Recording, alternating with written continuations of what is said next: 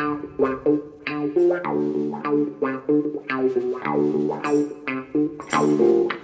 you doing, Gabby? You okay? Yeah, this is first time around, Mucker.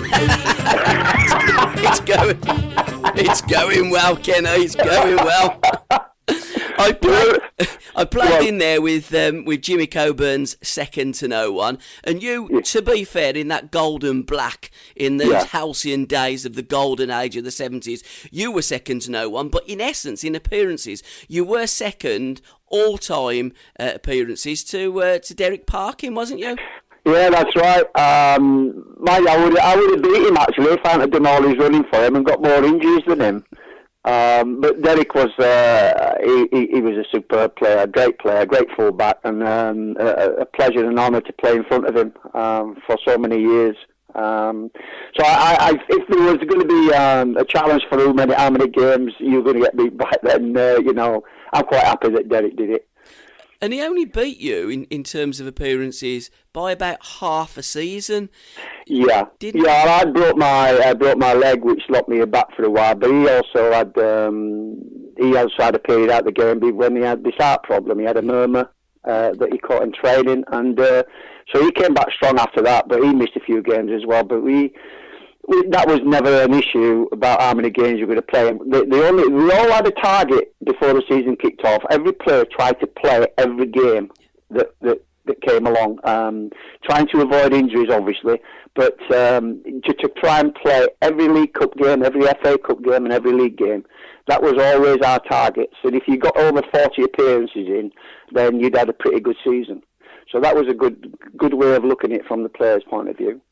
And it was 1968 in the November that you joined. Derek joined in the February of the same year. So you've got a book out now, Seasons in My Life, which does coincide with 50 years of joining the old Gold and Black. It does, this month. 50 years this month. I don't know the exact date, but Ronnie Allen signed me, and he was sacked within 3 days. So I was his last signing, and but I never had the pleasure of working with him. It's 50 years. I can't get my head around it. Really can't. It's gone so quickly. I've got no idea. Ronnie scouted up Big Cyril as well for the Albion. All right. Okay. Yeah, I'm sure he did, because Ronnie Allen was a wonderful inside forward of the Baggies, and when you were growing up, Wolverhampton Wanderers were the biggest club in England, and to join that club, you must have, for the youngsters today, they were the Manchester City of the 50s, wasn't they, Wolves? Oh, I think so. From where I was in Bradford, at the Park Avenue, yes, Wolves was the first team to play teams from in Europe. They were friendly games, but they, on Ved and Spartak and all them, they won the FA Cup, they won the league, so they were a massive club. And I remember seeing them on television, although it was a black and white television I was looking at. They had this dark looking kit on with and they looked powerful and strong, and so I always had a feeling for Wolves, and yet later when I turned 17, I had the opportunity to join them, but geographically I didn't know where it was. I didn't know where they were, and when I got on the train to come down and sign for Wolves, I didn't know where I was going to end up. I wasn't the best at school on geography, but and every time it stopped the train, I wanted to get off and go home, because my dad had just died when I was 16, and I didn't want to leave my mum and my sister alone. But every time there was something pushing me, and I think that was my dad. And you know what? I'm so glad I stayed on that train that day and didn't get off and go back home, because Wolves gave me a wonderful playing career, and they treated me really, really well.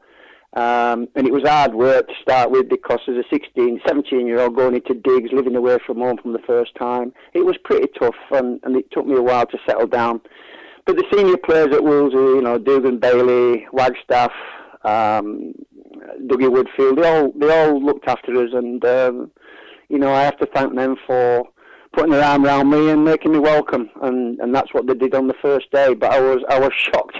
I was shocked 3 days after signing that the manager Ronnie had left. But Bill McGarry came in, and I didn't really have time to work with Ronnie, but Bill, there weren't many senior players liked him. There weren't a lot of the youngsters liked him, but what we did do, we respected him, and because he made, like myself, Daly, Richards, Palmer, Sunderland, half decent players, Barry Powell.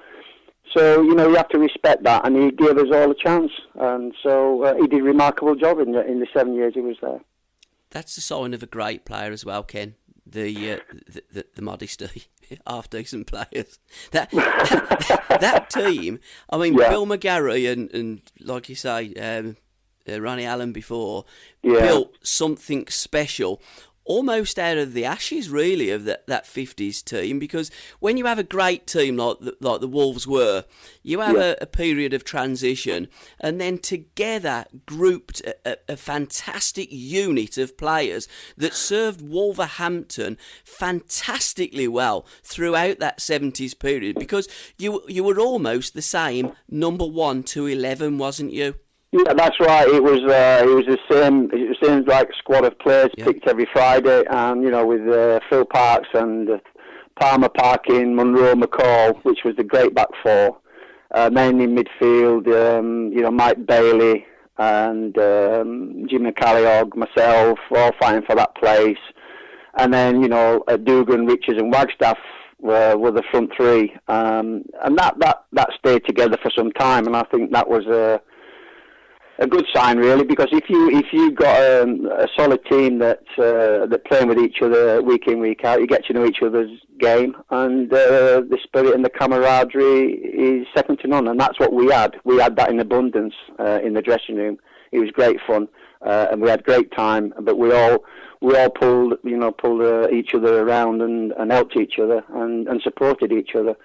But I was talking to some Swedish Wolves supporters on Sunday, and when I named that team I've just sort of read out to you, they all nodded their heads, and that's the team that they remember as one of the most successful teams that they saw.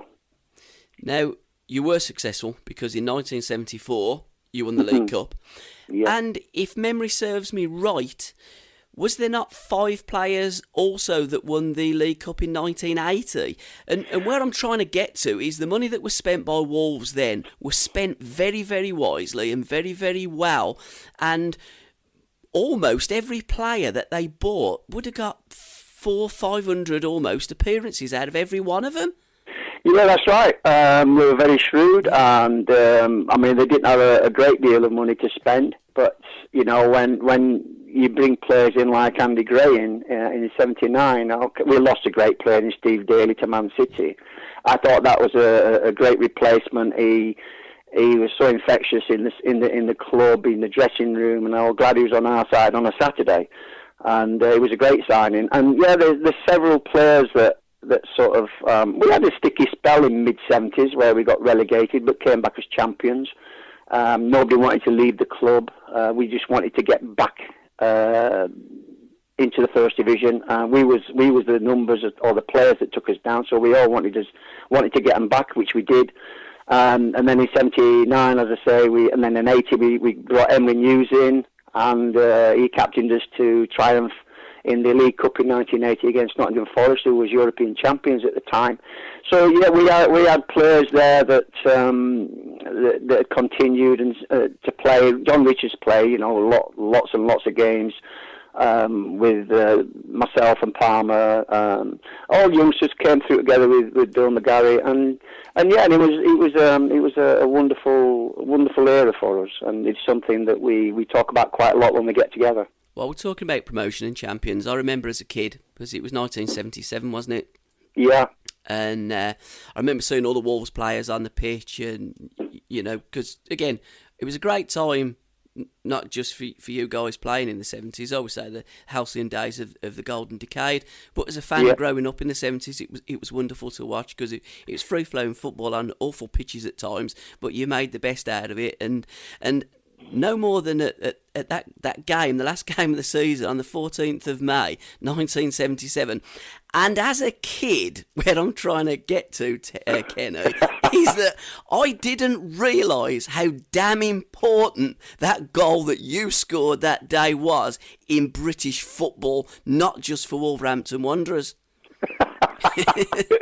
You'll have to. Which game was that again? Who was that against? Bolton. It was the game where you and Willie Carr, because Willie Carr, the Bolton game. I've got you. Yeah, he'd already done the donkey kick with. Yes, yeah. Well, that was. It was a big. That was a mistake. I mean, we tried to do that when I said I'll run over the ball, pull to the side of the wall, and chip it over. Yeah. Because it's easy to hit a dead ball, and it is a ball that's rolling away from you. Yeah.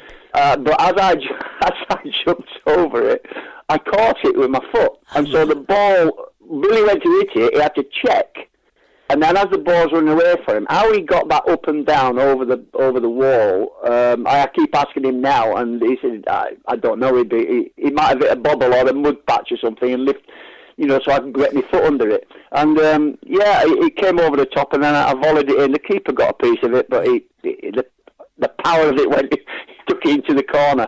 But, it was something we worked on, but having touched the ball, that was not worked on. And Willie was wonderful. A great player, Willie Carr. Willie was a super player. Because I wondered, I've watched that time and time again, and he just pats you on the back, don't he? Say, go on, some. And then he stops, and the Bolton players come at him, and then he gives it. And actually, stopping like that could have made you run onside, and you were just about level when you hit the ball with your left foot, and as you say, the goalie got something on it. Yeah. But that ultimately, that goal promoted Nottingham Forest, who went on to make football history. It did, absolutely right. And the manager of Bolton, Ian Greaves, who eventually came to Wolves and managed us for the last 3 or 4 months of that one season later on, quite reminded me and Willie about that game.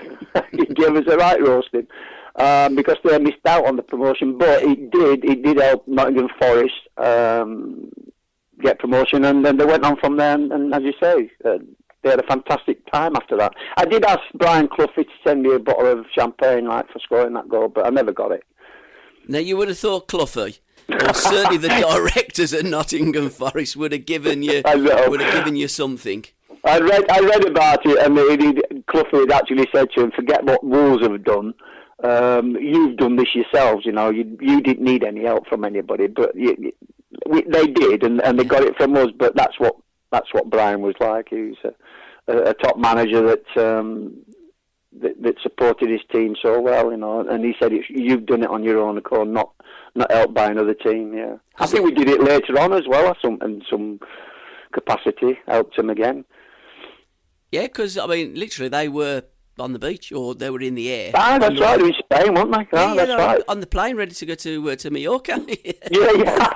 and the pilot announced that you've just been promoted to the first. Is that right? I didn't realise that. Yeah, because there's a great film called I Believe in Miracles by Johnny Owen, and you were actually on that with that goal, Wolverhampton Wanderers. Oh right, okay. The Forest. It's a great film if ever you want to go and have a look at it. Yeah, never seen that, never heard of that one. No, and know that. Brilliant season in your life, and I think for the Hibbitt family, even more so, was 1974 when both you and Terry got to cup finals at Wembley. Well, that was, as kids growing up, that was both. That's what we wanted to do in football, was to play one at Wembley, because we've seen so many FA Cup finals over the years. And then winning the World Cup in '66, and my idol Bobby Charlton playing in that as well.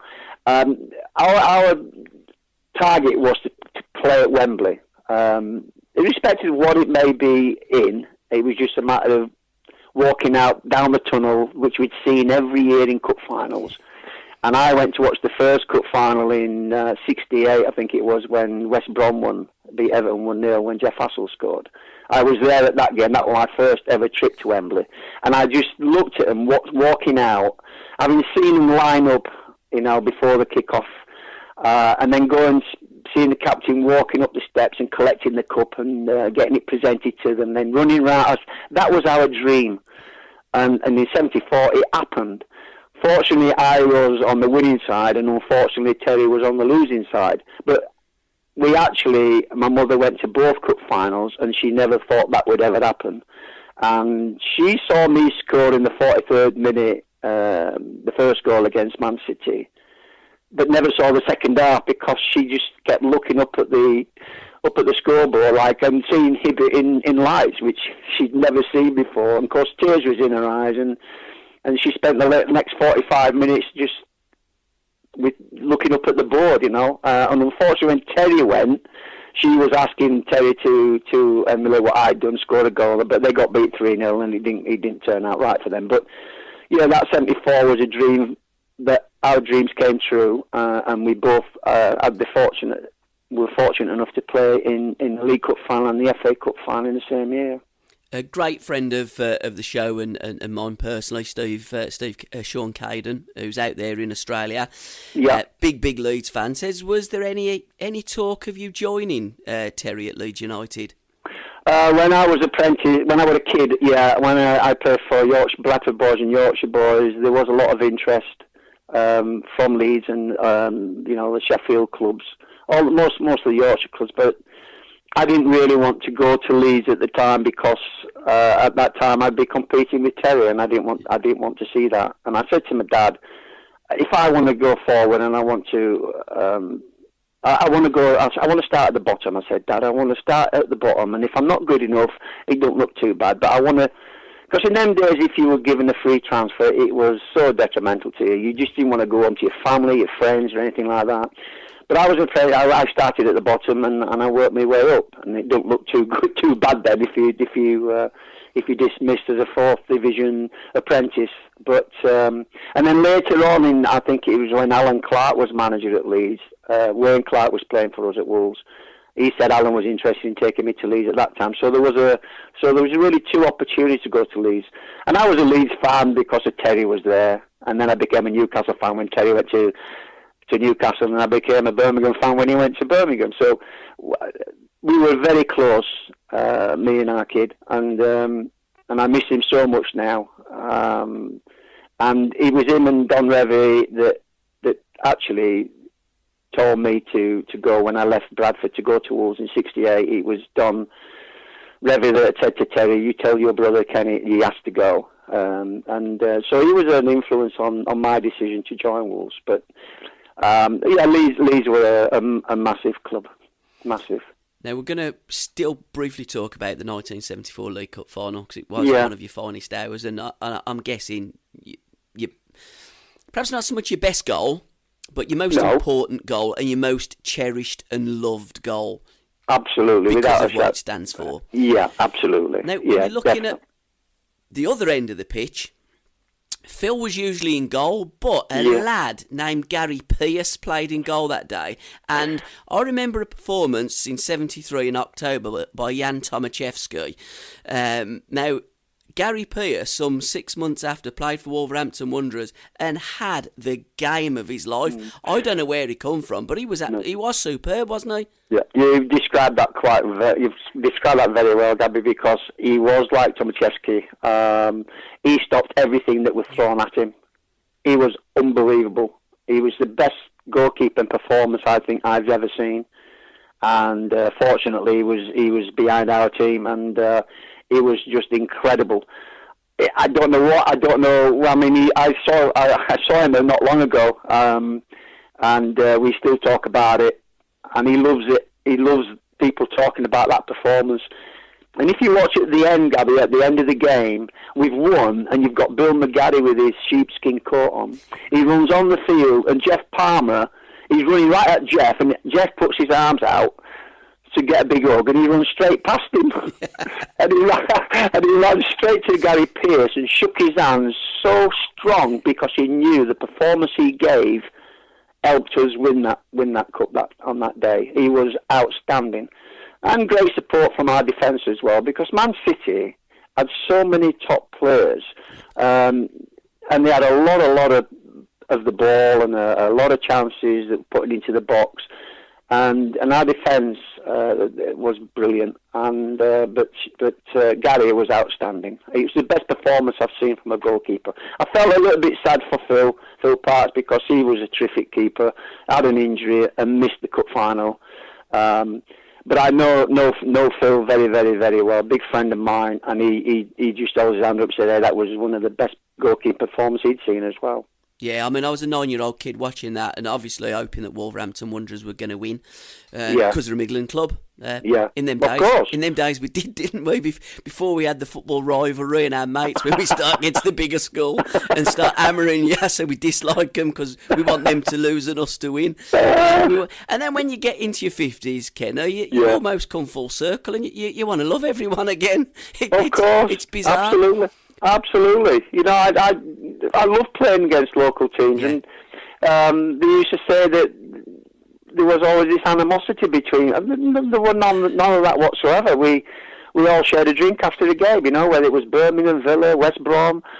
You know, anybody that we play against, Forest, Leicester, all the Midland clubs, they were all. No, I didn't see it anyway. It may have gone on, but I never noticed it. And I thought the camaraderie amongst the players was great, amongst all of us, the Midland players. But what brilliant group of Midland players, East and West, we had in the 70s. You could have picked an England team just from them probably 6 or 7 clubs, couldn't you? Yes, you could. You know, without a shadow of a doubt.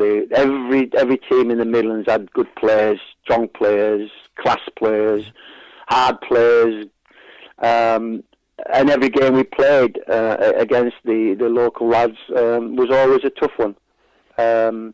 We loved going down to London and taking points off the London clubs, but the Midland lads, definitely, you've got it right there, Gabby, that they could have picked an England side out of them. Now, there was in 1975, I believe it was, because it was in memory of the Birmingham pub bombings. There was a game, an England 11 versus a Midland Select 11. Do you remember that game, Kenny? I remember it, but I don't think I played in it. It was at St Andrews, definitely at St Andrews. It was at St Andrews. I'm not sure I played in that game. I'm amazed that you didn't. I'm amazed that you I played in Malcolm Page's testimonial. I remember Malcolm, but I don't think I played in that game. No, I didn't. I would remember if I did. A game you did play, and it was your debut, was your full league debut, wasn't it? Because your debut come against the Albion, where you come on, but your first start was Chelsea away, wasn't it? Yeah, that's right. I came on the last 10 minutes at Molineux. It was the only time I was on the pitch at the same time as Peter Knowles before he retired. And then my full debut was down at Chelsea. Yeah, and teeming down the rain, absolutely battered down as we came down the tunnel onto the field. And before we kicked off, I mean, there was puddles of water on the pitch all over the place.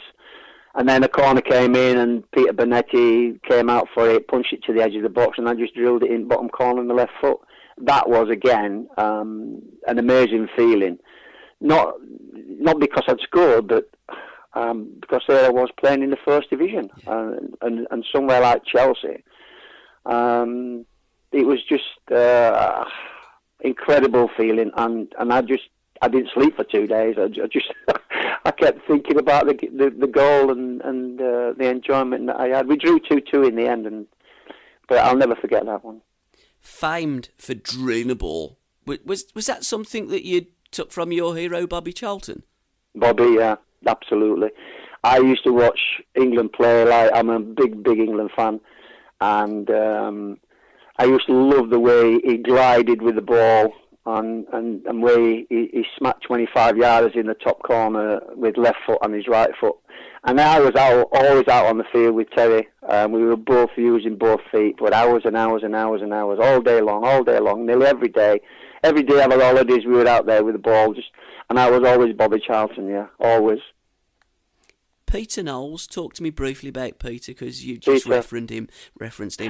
Great player. One of the all-time great Wolves players who went to play for Kansas City, found God and turned to the Jehovah's Witness faith, and almost, I mean, it wasn't overnight, but within a certain period of time, he just says, "I'm not playing football no more. I'm giving up," didn't he? That's right. Came in the dressing room, and he just said, "Stop swearing. I don't like to hear you swearing." And you said, "Oh, shut up, nosy," you know. That's the way it was. Yeah. And he just decided that the time was up to stop playing football. But what a player he was. And he was a fantastic player. He used to take the mickey out of him in the gymnasium, spinning the ball back to him. He was sitting on the ball in match days. He was arrogant. He was clever. He was confident. He was a super player, and I would have loved to have played with him. And I think that Wolves lost a great player there, and also England, because I think he'd have played for England many, many, many times. But he regretted ever playing the game. He told me he regretted ever playing the game.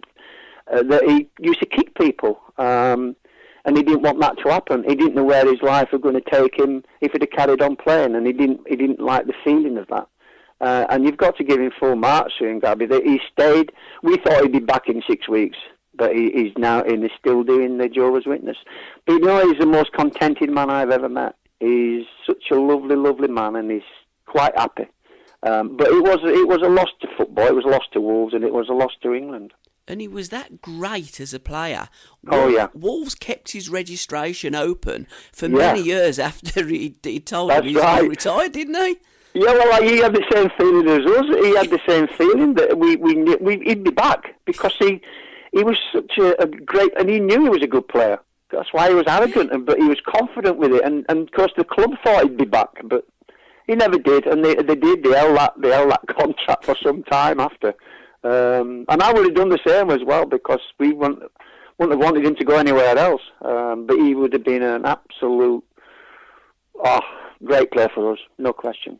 And literally would have been one of, if he carried on, one of the all-time England greats. Yep. He was that good, wasn't he? It's just bizarre. And when people say about Peter Knowles, and the young kids will go today, who's Peter Knowles?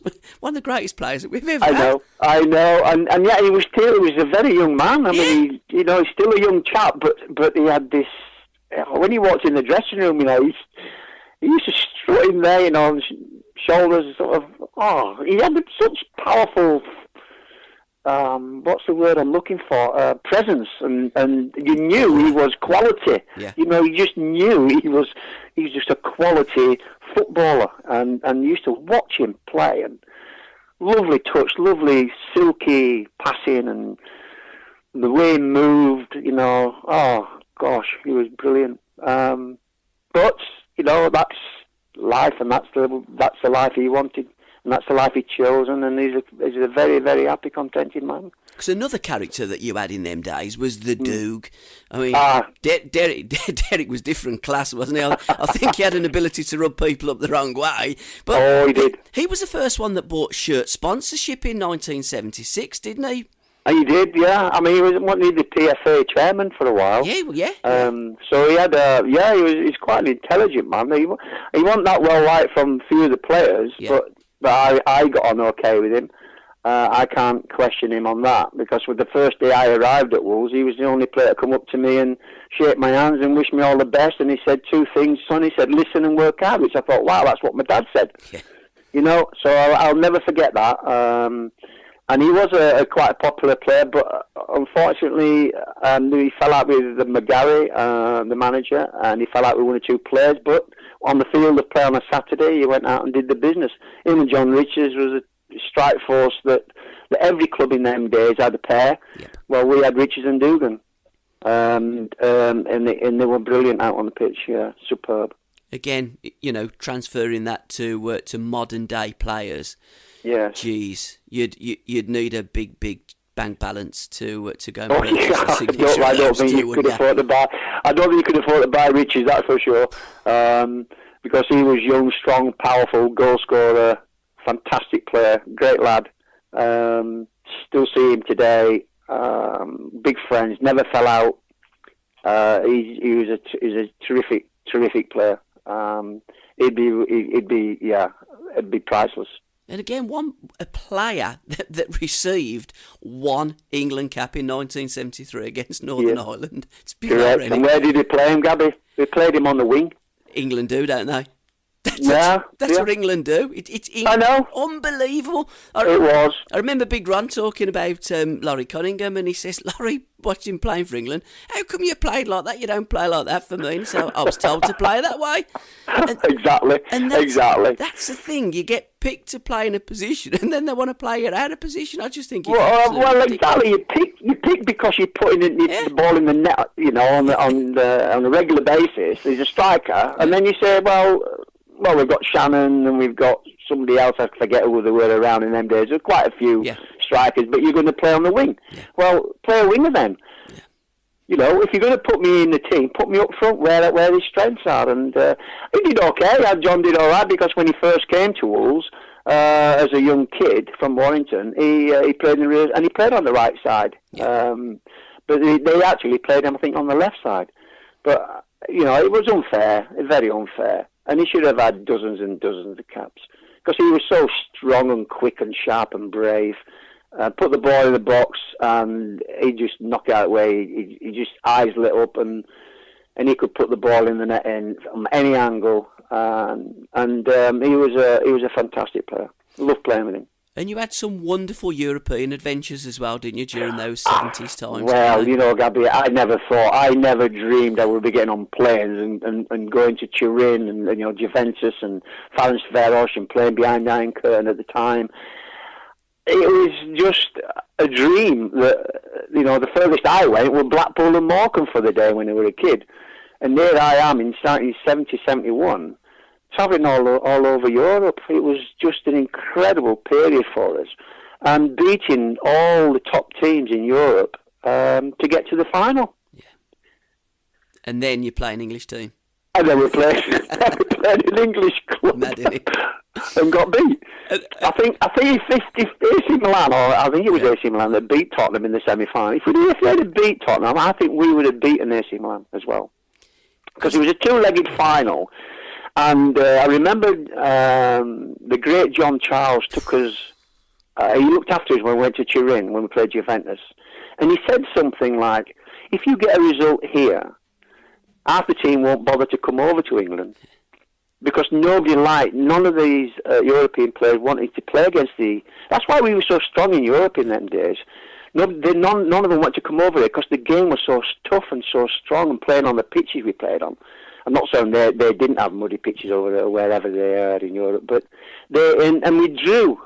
And about 4 or 5 of their players didn't turn up at Molineux. We beat them and got through to the final. So if it had been in Milan and we'd have played over there in the first leg and got a half-decent result, then half their team would have come to England and played it in the second, and we might have picked the cup up. So it's a funny one. It was a funny one, but it was a fantastic journey for me, personally. And again, Juventus. Aye. El Gigante, El Rey, the King, John Charles. I mean, how great a player was John Charles? There's a statue in Turin, isn't there? That's right. John, and even the Torino fans called John Charles the King. He was. He would have been second only to the Pope if it were true. Well, he was. I mean, he took us round the shops. I mean, when we went today shopping, we would buy some Italian shoes or something. Some of us could afford it, the senior ones, but those youngsters couldn't afford to buy them. But they used to bow to him. They used to get down and bow, because as soon as he walked through the door, he was colossal over there. Absolutely colossal. Not just in stature, but in fame. He was, John Charles was the biggest thing that happened in Italy at that time, yeah.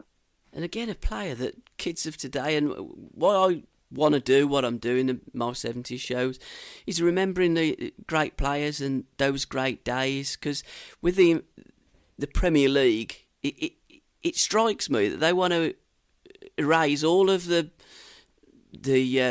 most goals, most appearances, all the records, and it's all like what happened since 1992. Yeah, well, I scored over 100 goals for Wolves, and my 100th goal was at Tottenham, and I didn't know that until I got down with Tim Nash, my writer, doing the book, and he said, "Do you know when you got your 100th goal?" I said, "No, I haven't got a clue."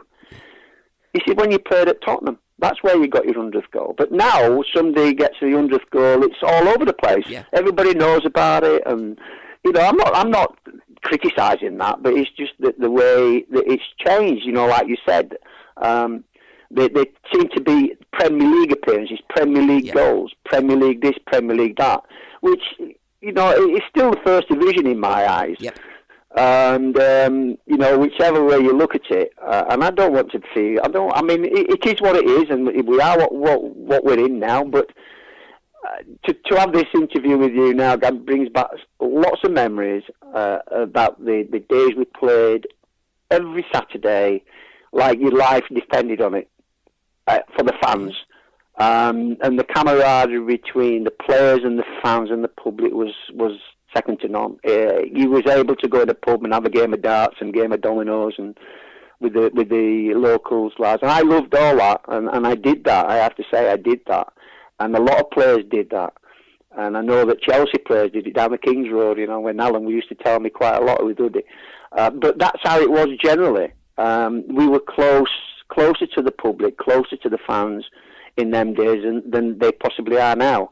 But I loved every minute of it in my time, and things change, things go on, and that's what's happening within this world of Premier League football that has changed. They've changed the game, I feel. I think they have, and in my opinion, not for the better. I mean, brief.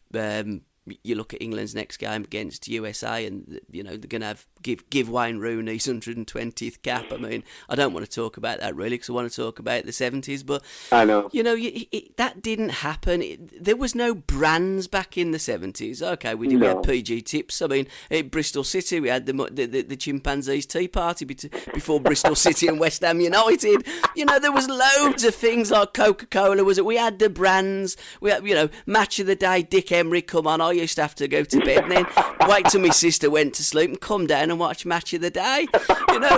There was just an innocence about the 70s, Kenny, that there isn't today, and I'm still in love with those golden days.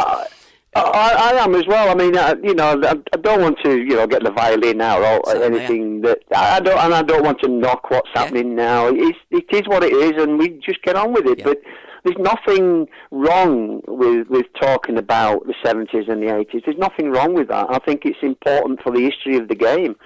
And you talk about all incidents that happened in them days and who you met, and it was just a fantastic period. I mean, there was a lot of people out of work in them days, and there was not a lot of money being earned by lots and lots of people.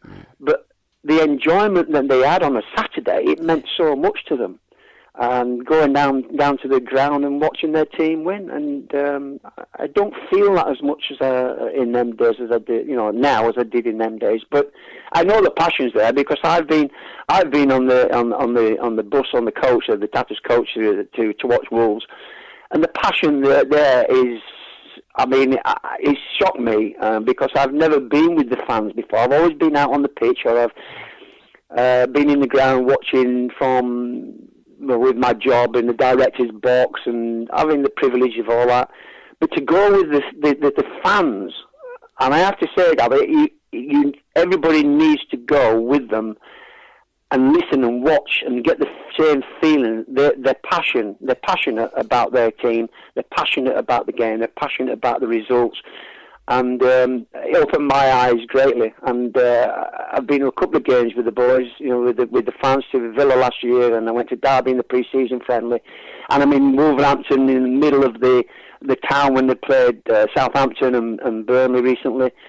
It is alive again. I have to say, the Midlands is alive again from our side, from the Wolverhampton side. I'd love to see Birmingham, and I'd love to see Villa, and I'd love to see all, Forest, everybody in the Premier League like it was in the 70s. Because when the football club is being successful, the old town, the cities are successful, and everybody's smiling, having fun. But I think, having spent the time with these fans at these games, that passion and the commitment and the desire and everything that a fan is still there. probably more so now than in the previous 10 years, particularly from the Wolves' point of view. I think it's because you're starting to win again, and fans are enjoying it, and you do get that passion that comes back. Well, you do, but they got beat 4-1 at Villa last year, and I was at that game, and I got on the coach, and you could hear the pin drop, and I did a Q&A with them on the coach, and I had to lift them up. I had to lift it. They were so down, but as a player, you come off the field, and we're upset, we're disappointed of losing, but then we get changed, you get in the car, and you go home. These fans are hurt badly. And not just at Wolves, but I think in every football club, all the fans feel the same. As long as they can deal with that and get on with it for the next game, which they do now, particularly at Wolves, because of the success they've had over the last 18 months, there is something happening special at Wolves at the moment, and everybody's really flying high with hope, and they know that they've got a club now that mean business, and they're quite confident that Wolves will go forward from now on. Back to the 70s, we got some great movies that come out as well away from football. We got Star Wars that had come out. We got Grease the movie that had come out. We got some pop stars that could sing real songs that we could hear the lyrics, Kenny, couldn't we? Oh no. Well, when they come on television, on radio on a Sunday morning, all the 50s or 60s or 70s come out, and me and my wife just start singing. And you know every word. Yeah. These new songs that come out now, I haven't got a clue what they are. I know the kind of rhythm and the tempo of the song, but I don't know any words. But the words come out regularly. We know them all. We know the 70s, the 60s, and the 70s. And yet we're here 2018, and you still remember them. Yeah. And the great periods. I mean, I could listen to any kind of music in them days, but I used to love the Led Zeppelins and all the metal groups, all the heavy. It was great. I have a 1600D, and I'd open the window and put it wasn't a cassette. It was a big double cassette player. It was blasted, And Meatloaf. Where I remember in the car with Andy Gray. We came off training at Castlecroft, and he had this 2.8 Capri, and he put this cassette in, and it was Meatloaf. And he opened the windows and he blasted it, and we got pulled over by a copper. And we just got a warning, but we had to turn the sound down. And those days was just wonderful, listening to the rock bands and anything that took my eye. I like Motown and stuff like that. So you've got an eclectic taste then of music. You like the heavy, you like the rock, you like the metal, but you've also got that love of the tambourine as well. Because I don't think there's ever a bad song ever produced with a tambourine in it. Because I do love my soul music. Bill McGarry was a man of very few words.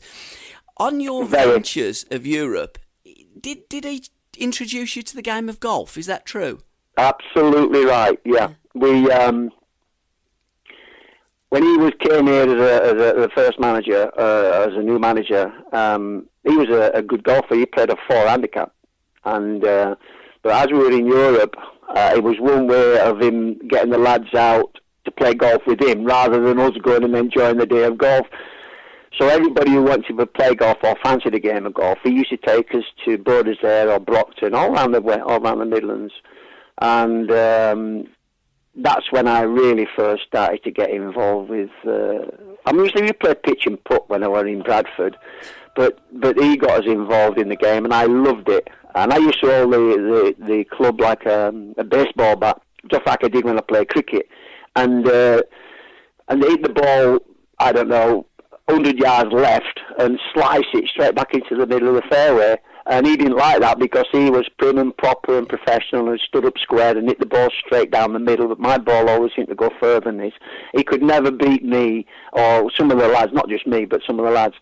And I remember once at Borders there on the 18th green, and not to put in, beat him, shook me hands, and he said, "You don't have your hair cut by this time tomorrow." He said, "You're going to get a week's fine, a week's wages." I couldn't go in, and I had to get into the car and go to the barber's and have my hair cut.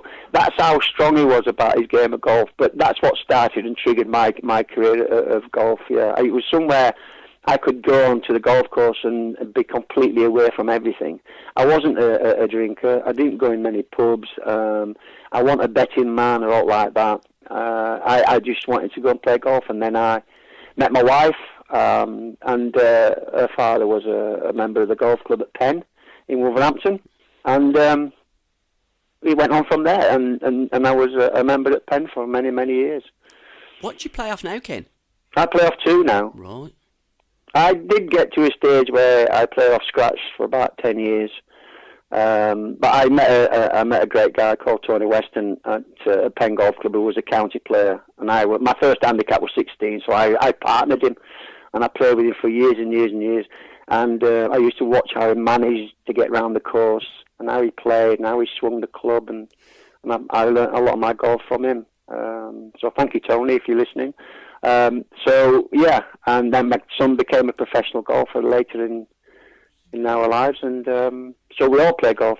My wife got down to 11, and we play a lot of charity golf. We've raised a lot of money for charities over the years. As I say, it's one place we can go and enjoy ourselves where nobody can bother you. So yeah, I love the game. I'm guessing in the Great Northwest you didn't take Mr. Hudson onto a golf course. No, take you? I don't think Alan could play. He never mentioned it anyway, whether he could. I think I did play out there, actually. I did represent Seattle Sounders at one of the tournaments, and somebody called Keith Jackson. I think he was a big TV presenter or something over there. So they said, because you're a lower handicap, I think it was a 5 then, in 81, 82, and they sent me to play in this tournament representing Seattle Sounders, and I finished second. And I missed the green. Well, he wasn't a green jacket at the Masters. He was a maroon jacket by 1 point, and I would love to have come back with that. But I did bring a nice cut glass bowl back from America with me. So it was a beautiful thing to win as well. But I wanted the maroon jacket more than anything, so I just missed out by a point. But I didn't know. I don't think Alan ever played golf. There was not much talk of him playing out there. No, I must admit, when we talk, and we talk quite often, he's never mentioned golf. What was your time like out there? Because I mean, Al says to me, he says, "Paul, I knew he was a good player because I played against him. Yeah. I didn't realise how good Kenny Hibbitt was until he come out and joined us in Seattle." He says he was some player. Well, I felt the same. I hated playing against people like Alan because he was such a smoothie runner with the ball, glide past you. His brain was working overtime. He saw things very early. He should have had 100 caps for England, like a lot of players, like Oddle and that. There was a lot of great midfield players around in them days. But Alan, I used to admire him a lot. But I admired him even more in 82 when I went to Seattle, because I played with him. And wherever you were on the field with the ball on the pitch, you looked up and Alan was there. Alan wanted it off you. So if you were in a tight situation, Alan was there. He was always round the ball, always wanted the ball. I've never known a player want the ball as much. Willie Carter played with a lot for 7 years, and he was a similar type of player, always round the ball. But Alan was a smooth running player with a great football brain, and a wonderful player to play with. And Stevie Davey was in midfield with us as well. So it was a nice trio of us, and it was a real privilege to play with him out there. I didn't realise how the level and the standard was great. It surprised me. It was pretty high. There's a lot of good players out there in the States. I remember joining them. They were third from bottom, I think, when Alan Hinton signed me. And there's only about 3,000 people watching us. And then suddenly I got there, and things started to change. I'm not saying it was me personally, but that's how the Americans fans saw it. we started to win games, and we ended up with nearly 30,000 watching us, and we ended up winning the league.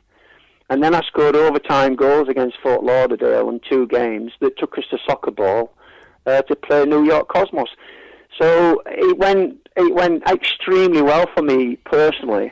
But having players like Alan around you, and Daly and 1 or 2 of the other ones, and like Peter Ward played up front, and there were several of the English lads there, Roger Davis as well. We functioned really, really well. It was a great balance we had, and we was unlucky to lose 1-0 in the final, but it was an absolute pleasure and an honour to play over there. And my family came with me, and the kids had a great time because they weren't at school, and but we were treated really, really well. But it was a great 3.5 months, and we still talk about it this day. Yeah. And that one goal that you scored was some goal, wasn't it? It was right outside the box. It was a right-footed strike. Well, Fort Lauderdale. Oh, sorry, I think you lifted it with your right, didn't you? I did. Yeah, he came out. Yeah, the commentary. I've got a replay. Yeah, the goalkeeper. He came out to me on the edge of the box, and I took it on my right foot. Then I pulled it onto my left foot as a defender came in, and then volleyed it into the bottom corner. And the commentator said he got a piece of it, but it was too strong for him to keep it out, you know. And that was the overtime goal that took it to soccer ball. So the American fans just took to me so well. Coming back from Fort Lauderdale when I scored the overtime there, when I scored the 4th goal, we beat them 4-3 to bring them back to Seattle. I got off the plane and I couldn't get to my family because the fans just poured in amongst you, and the cameras, and I'd never experienced that before, and it was a terrific period, terrific time. But people like Alan that helped me along when I got out there, super. And I can't let you go without talking about the great New York Cosmos, because I mean, they were. I watched a film recently about them. Do you know when they signed Pele, they did not know who Pele was. Yeah. They had not got a clue. It was the geezer owned Atari. He owned Warner. He owned almost half of America. They sprayed the pitch, Kenny, right? Green. Pelly's come off the pitch, right? He said, I ain't playing anymore. I said, why? He said, I've got foot fungus. He said, no, we had to paint the pitch green for you, Pelly. Well, unfortunately, I never got to play against him. He did play that game when I got to the final. Yeah. But what I did do, I met him the night before the banquet where we had dinner with the Cosmos and that, and Pelly was there, and I was very fortunate to have a photograph taken with him. And we were looking at it. Only yesterday, my wife said, "Where's the Pelly photograph?" Anyway, we found it because it's one that's in my book, and we found it, and he was terrific. But I had a tuxedo on that night, and we got measured for it. But the sleeve was halfway up my arm, and my leg, pant leg was halfway up my calf, and it didn't look very nice. But I met Pelly with this on, and I felt awful. But I had a photograph taken with him, and that was one of the highlights of my life, I think. He was a great player. I can never say his name. Giorgio Canaglia. Did he play in that game? Giorgio Canaglia. Canaglia. He scored. He's a nutter, isn't he? He beat us 1-0. They beat us 1-0, and he got the goal. Yeah. I mean, Giorgio played in it. You know when you was on about Derek Dugan as a character? Yeah. This bloke was just on a different level. Oh, it was. He was the most psychotic football player ever. I didn't know him personally, but he got Ken Furby the sack. He dropped him. He said, "You're sacked." Seriously. He run New York Cosmos. He did. Oh, well, I heard that, but I mean, I honestly. Oh, he was some baby. He was, Ken. You know what, Gabby? He had one shot on goal, and that was a winning goal.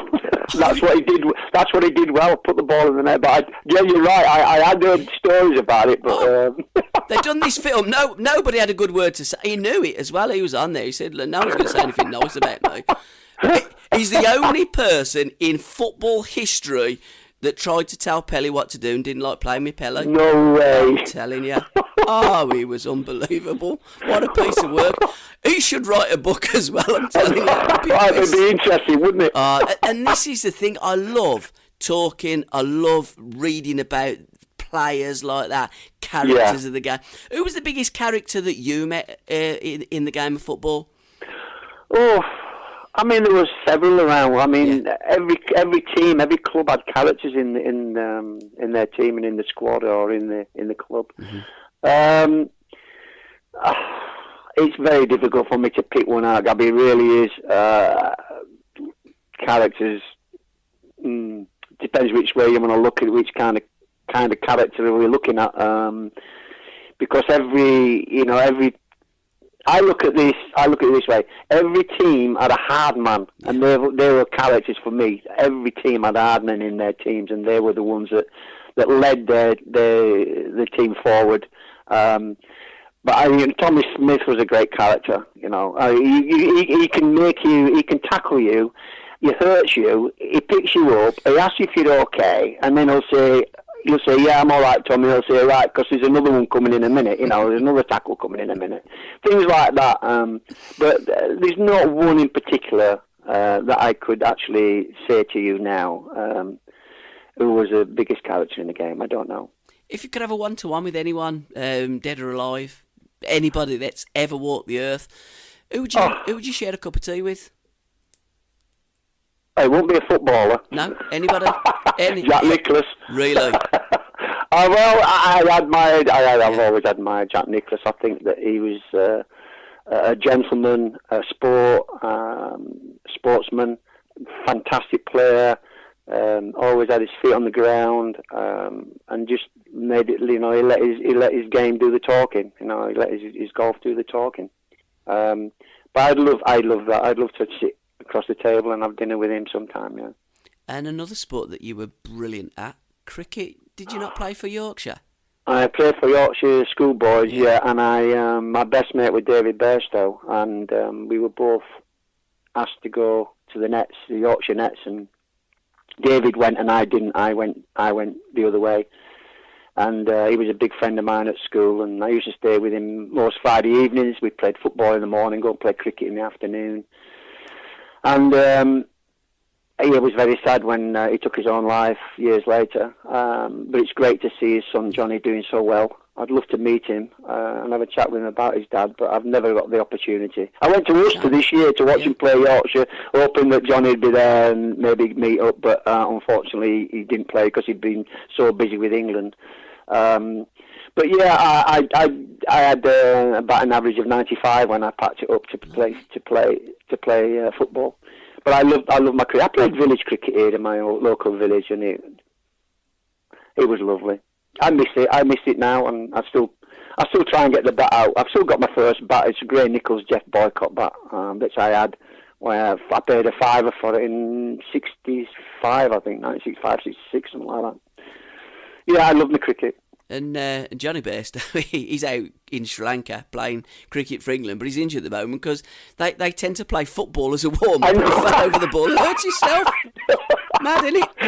That's their warm-up. That's their warm-up before they play. Now he's out injured. I don't know how long he's out for, but yeah. Mad, there's several players haven't they been injured playing football, but they're so fanatical about it. They think they can play out there and just, but they're conditioned to play cricket and not conditioned to play football. But it surprises me they allow that to happen because it's a contact sport. Well, they're playing the contact sport, but they're not very good at being able to tackle fairly.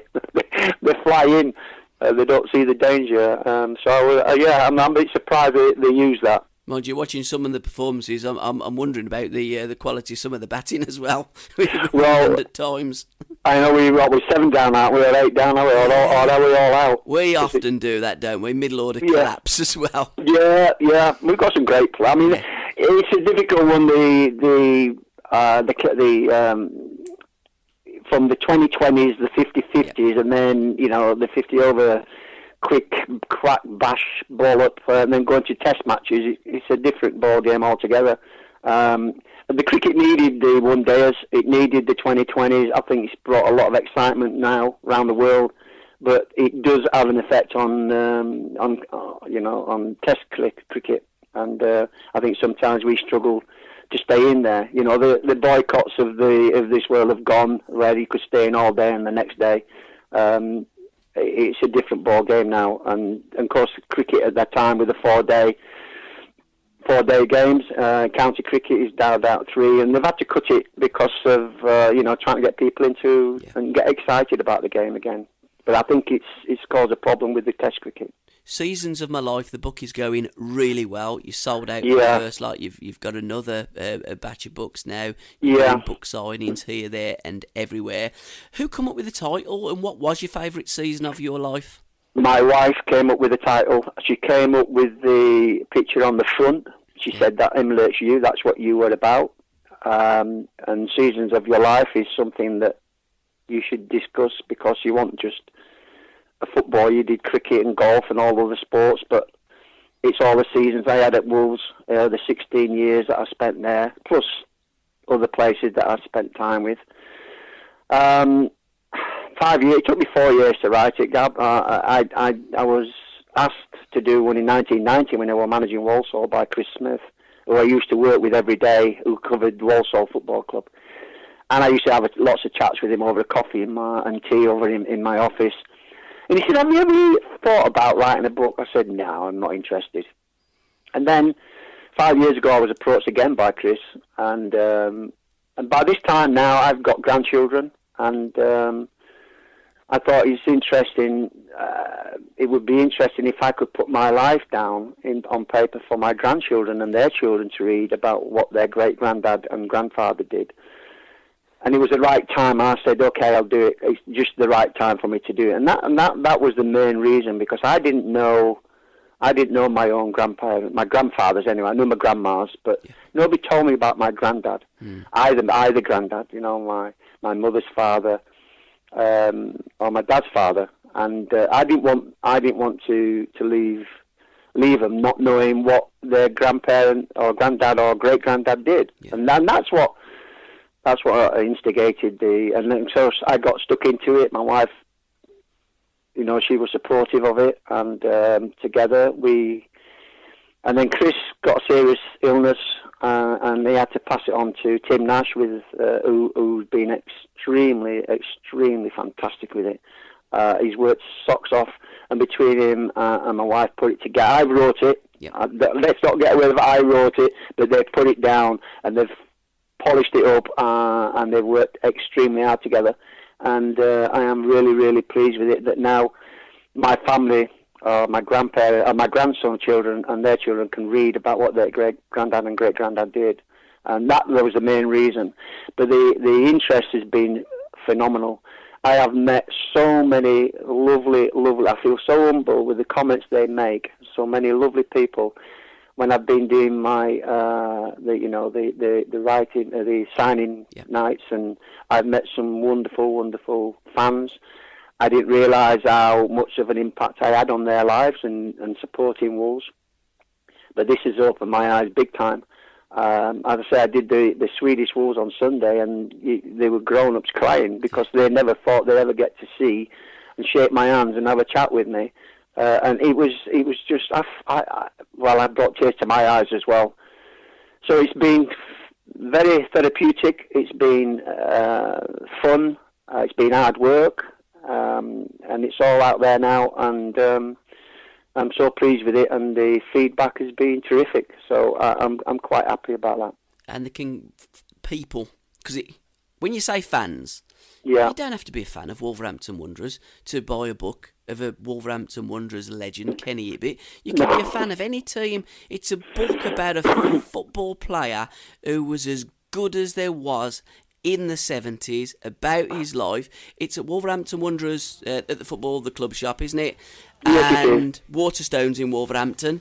Yes, they've had their fourth lot delivered, and Wolves have had their third lot delivered, and it's just meeting. I've been in pubs with these people, and it's been fantastic. It's been, I just can't believe. I can't believe what's. I didn't realise what an impact I had on a lot of these people. It's been crazy, but it's been enjoyable. I loved every minute of it. I don't think you footballers really realise how much you mean to us fans, and from every Wolverhampton supporter. And I'm sure the football family wider.